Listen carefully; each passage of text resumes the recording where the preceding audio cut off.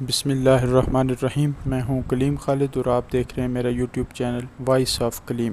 حضور نبی کریم رؤوف الرحیم صلی اللہ تعالیٰ علیہ وآلہ وسلم جب مکہ معظمہ سے ہجرت فرما کر مدینہ منورہ تشریف لائے تو قبیلہ بنی عمرو بن عوف کے پاس 10 دن سے کچھ زائد قیام فرمایا۔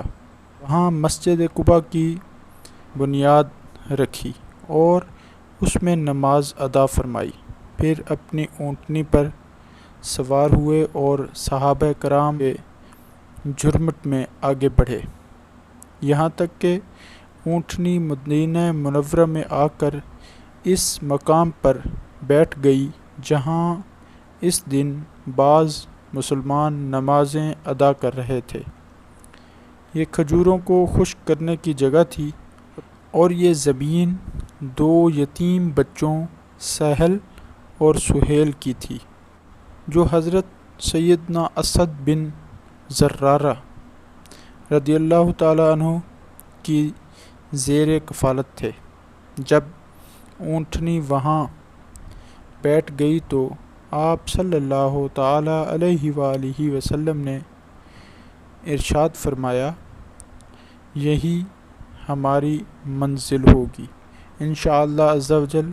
پھر رسول اللہ صلی اللہ تعالیٰ علیہ وآلہ وسلم نے ان بچوں کو بلایا اور ان سے زمین خریدنے کے لیے گفتگو فرمانے لگے، تو انہوں نے عرض کیا، ہم آپ کو بطور نذرانہ پیش کرتے ہیں۔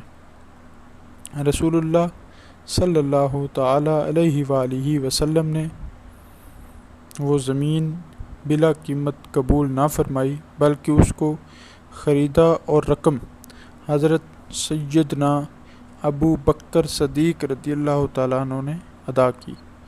ناظرین، امید ہے ہماری ویڈیو آپ کو اچھی لگی ہوگی۔ ہماری ویڈیو اچھی لگی ہو تو مزید اسلامک انفارمیٹیو ویڈیوز دیکھنے کے لیے ہمارے چینل کو سبسکرائب کریں اور ساتھ ہی لگے بیل آئکن پر کلک کریں۔